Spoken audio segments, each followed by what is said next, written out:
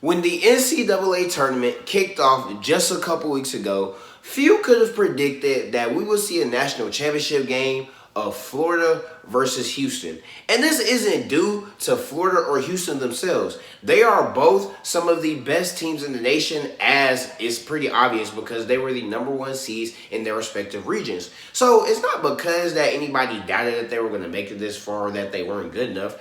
It was just other teams, so many good teams on the field that nobody expected them, that everybody knew it was going to be very hard for them to make it all the way. Yet, here we are.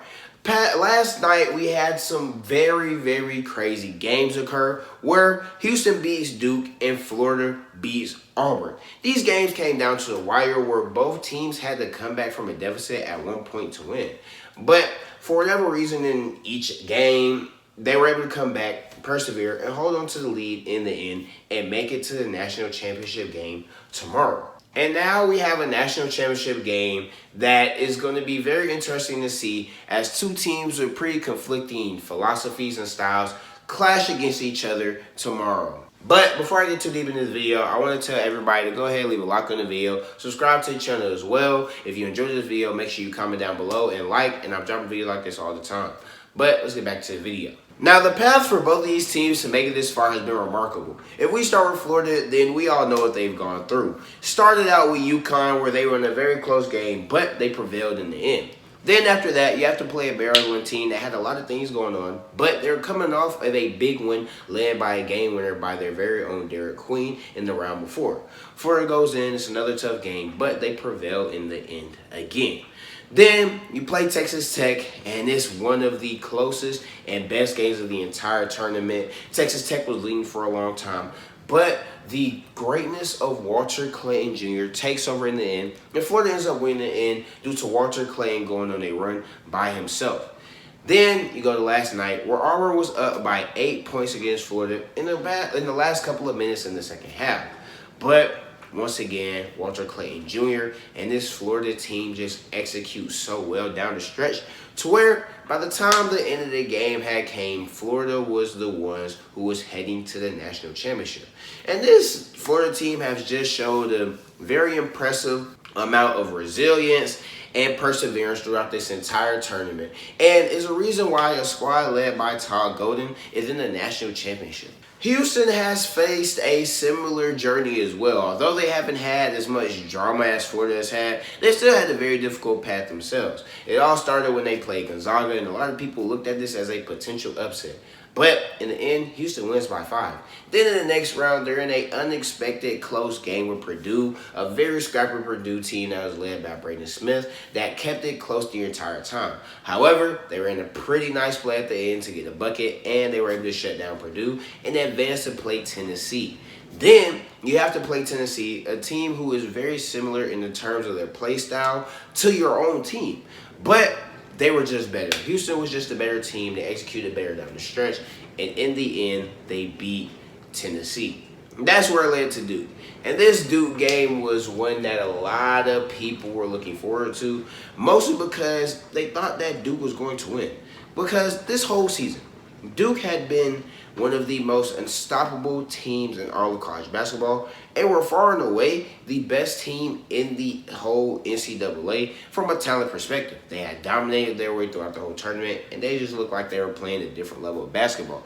But you play Houston, a team who had everything to lock down Duke and make things very difficult for them. And then going into the second half, well, not going to the second half, going into the final minutes of the second half, you're down by 14 to Duke. Looks like Duke's going to take it. However, Duke pulls an all-time choke job, goes like 10 or so minutes without scoring any points. And a lot of people are going to focus on the call in the later part of the game. However, let's be real. If you would have scored points, that wouldn't have happened, and you would have been in that predicament. So Duke executes down the stretch. Cooper Flagg misses a big shot. Cooper Flagg misses a big shot. Houston makes a shot. make some free throws, game over, Houston's going to the national championship. But before I get into the matchup of the championship game, let's break down each team individually and what makes them so great. When it comes to Houston, Houston is just a team that is very unique from the current level of basketball that we're in.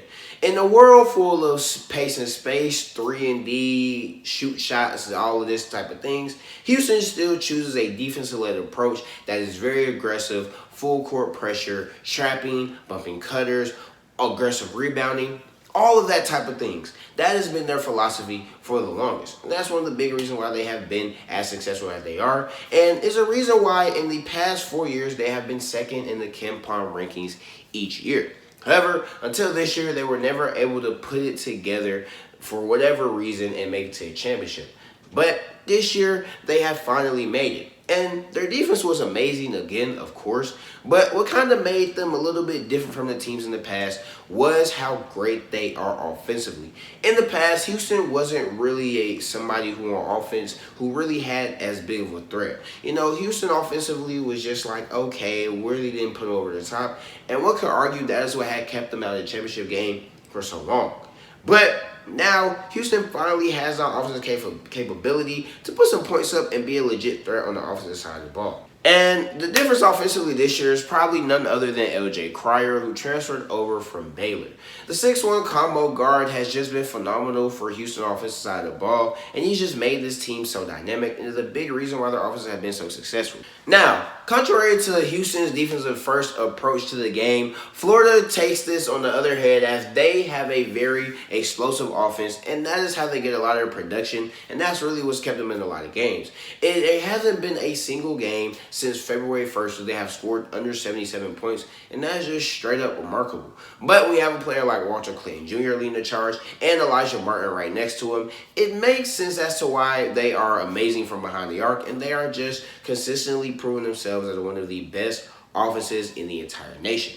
However, when it comes to a team like Houston who doesn't really allow threes, and like I said, they're a very defensive-led team, that might be a bit of an issue. They don't really like to allow threes. They like to allow their guards to go to the basket, finish at the rim. Although they have an undersized perimeter, the way they play their defense, that really hasn't been an issue for them all season. And it wasn't an issue against Duke, which is one of the biggest and longest teams in the entirety of the NCAA. However, we've seen Florida go up against different teams with different types of lengths, and they competed in arguably the best conference in all of college basketball and dominated. So it makes you think, will Houston really be that big of an issue for them? Now, when it comes to a games like this, there are some very interesting X factors that can be highlighted that can determine which team wins. These X factors can give you more of an insight into what could have another team succeed and what can make another team lose. In my opinion, the biggest X factors for this game is number one, Houston shooting from beyond the arc. If Houston can continue to have this type of efficiency and just make shot after shot throughout the game, when their defense is locking up and Florida isn't able to find these type of shots at the end of the game or just throughout the game, that could definitely be a huge reason as to why, when it comes to the end of the game, Houston is raising that trophy. The second one is going to be Florida's second half adjustments. Throughout the entire tournament, we've seen Todd Golden lead us for the team and make some phenomenal adjustments in the second half after they have struggled in the first half.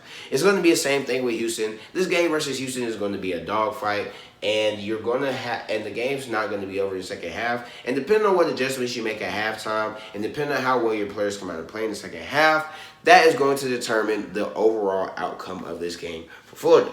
Third one is going to be free throw shooting.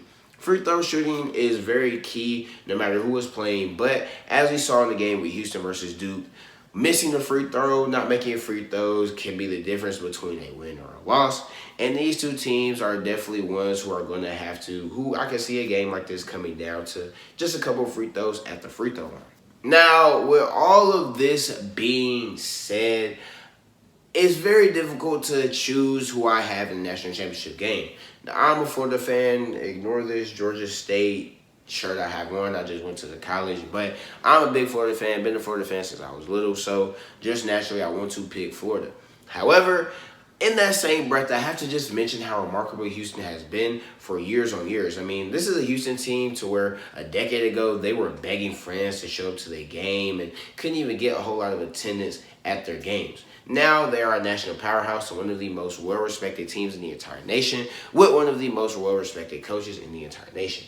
Then you got a team like Florida, who's relatively young, and although they have that great offensive firepower, we all know the saying that defense wins championships, and if any defense is capable of winning a championship, it is definitely Houston's. But with all that being said, I'm going to have to ride with my guys down south and I have to take Florida in the championship. Now, don't get me wrong, Houston defense could definitely be a big problem for Florida, especially considering that Florida loves to shoot the three, and that's exactly what Houston likes to prevent teams from doing. But with just the resilience that Florida has shown, with the second half adjustments that Todd Golden has shown, and just how remarkable Florida has been throughout the tournament, and it's no knock to Houston, I just think Florida's going to find a way to prevail as they have throughout the entire season. I think Walter Clayton Jr. continues his amazing run. Elijah Martin continues being clutch as he has been the entire tournament and throughout the entire season. And I think when it's all said and done, Florida is holding that title up. I think it's going to be a close game, relatively 3 to 5 points, but in the end, Florida wins. But these are just my thoughts. Let me know how you guys feel in the comments. Who do you guys have winning? How do y'all feel about the game last night? Do you feel like it was crazy? Do you feel like that call was OD controversial? Let me know how you feel below in the comments. If you enjoyed the video, make sure you leave a like and subscribe to the channel. But that's all I got. Can't wait till tomorrow. Peace.